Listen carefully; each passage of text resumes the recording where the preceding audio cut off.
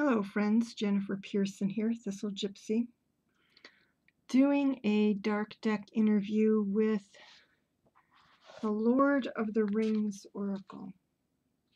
Oops, Lord of the Rings Oracle. Now this is part of a game.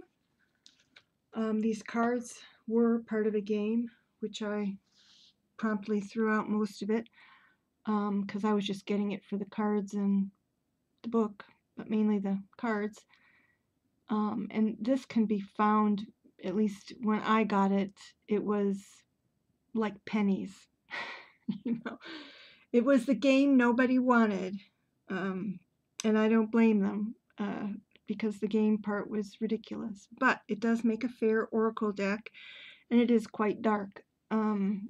So I decided to definitely add this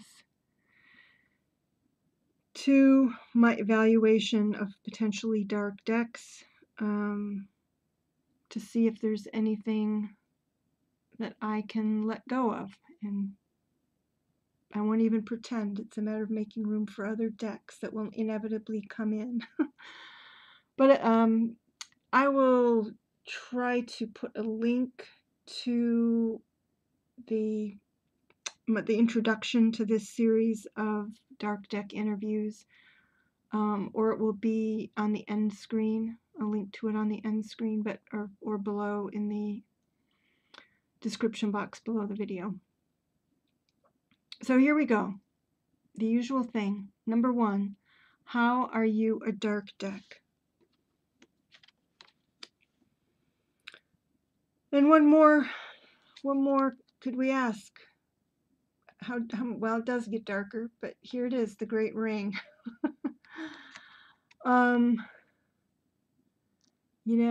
am, it's like the deck is saying, I am the thing that you can't let go of, that draws you in, that shows your dysfunctional obsessions and temptations. So yeah, I suppose the Eye of Sauron would have been even more forceful. But anyway, yeah, it is a dark deck. It seems harmless, but it's not. All right, so second question, what dis-ease can you help me with? And here I have the Great River Anduin. And I suspect that this dis-ease is about the future. Where events, where the flow, where the flow of events is taking me. And in here, the Great River is awfully dark, isn't it?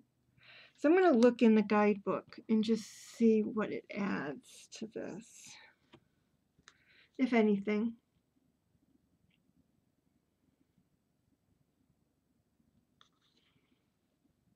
It says, before us is a vast river, deep and fast. All is curiously silent. Even the water seems to move silently. Excuse me. When we venture to the riverbank, we see the imprints of large feet, indicating that others have been here. A number of bushes have been broken, as if a struggle had occurred. There is no one around, although something tells us that they cannot be too far off and may even be watching. So this is right before so that's referring to right before they cross the River Anduin and they get attacked by the orcs. And that's where the fellowship essentially falls apart. Esoteric meaning. The River Anduin was the place where Isildur was slain by orc arrows as he attempted to evade them after he lost the ring. Here it lay for thousands of years until discovered by Deagol and Smeagol. Deagol found the ring, and his brother Smeagol, whose birthday it was, wanted it for a present.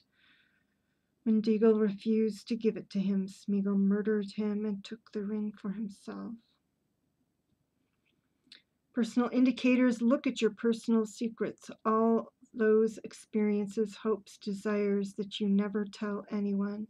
These give rise to feelings of guilt and a feeling of withholding oneself, and ultimately to a sense of complete alienation. Interesting.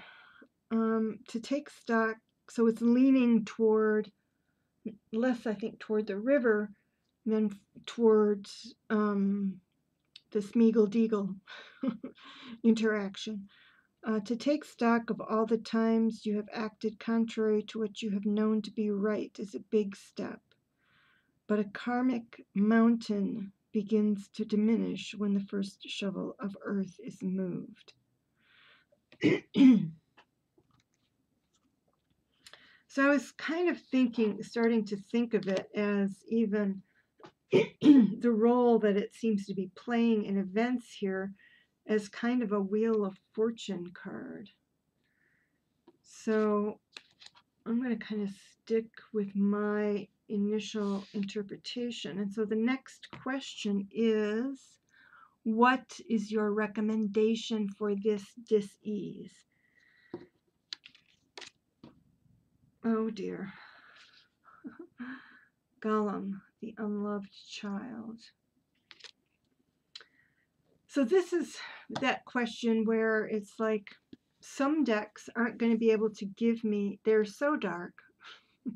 They don't have enough positive options to give me an appropriate answer here. But I'm going to look at the book and see if it gives me anything. So Gollum.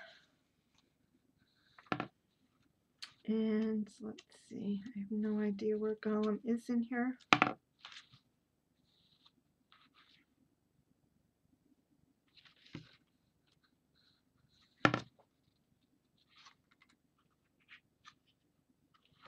And the table of contents is not correct. Yeah, there are reasons why this was only a penny. Let's see, where is Gollum?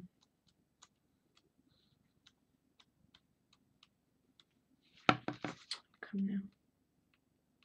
There he is.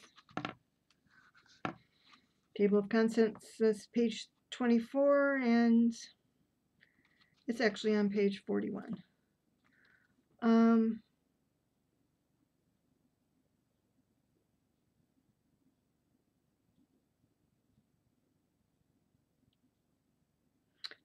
So this feels more like what you would expect after getting this. This is coming across as more of an elaboration on this. Obsession with something or someone regardless of the cost. Unable to free your mind, to think fresh. Haunted by the past.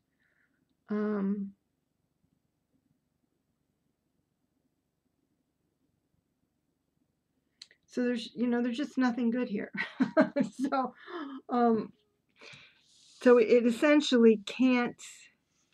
There are positive cards in here. We've got Frodo, we've got Gandalf,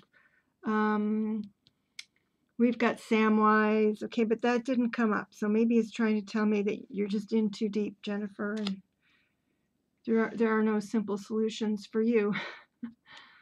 But I would say that is, again, that this deck is so dark that the chances of it being able to turn up a decent card for question number 3, which is to amend a negative situation, it just can't do it. So number 4, what dark aspect of my personality holds me back the most in my relationships? So this is a dark aspect of my, oh my God, the Eye of Sauron.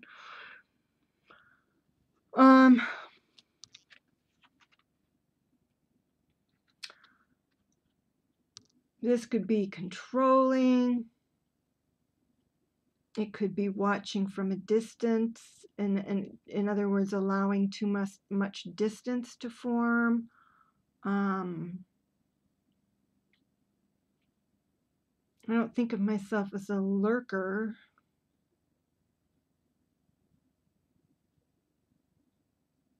Maybe wanting to draw people to me, staying back, but wanting to draw people to me in sort of an oblique way.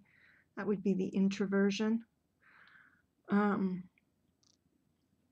But yeah, but you know, it's kind of hard hitting when you're sort of pointed out as being the eye of Sauron in your relationships. That's pretty dark. All right, so let's look at what dark aspect of my personality holds me back the most in my career. And here we have the dead marshes. So part of getting through the dead marshes was not being distracted. And I can see that in myself, not allowing myself to be distracted, even if it's distracted by other work stuff, you know, emails popping up, etc.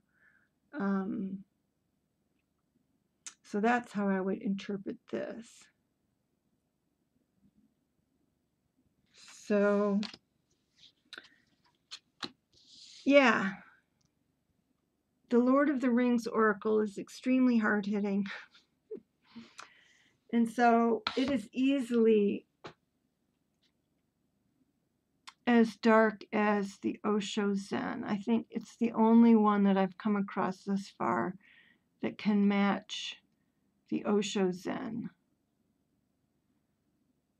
And this is, I think it's 44 cards.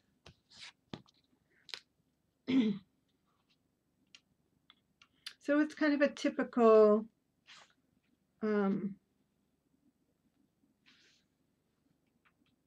Oracle deck size. Maybe they knew that, no, it's 40, not 44, it's just 40. Say maybe they knew over time that nobody would pay attention to the game, but people might eventually claim the cards and start using them this way.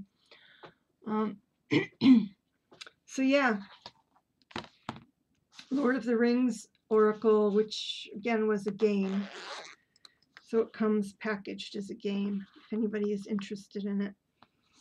And so to me, this one, I would keep this one just because of fan feelings. So yeah, so here's a decent one, the Shire. Did I get that as a healing sort of a thing? No, I get Gollum.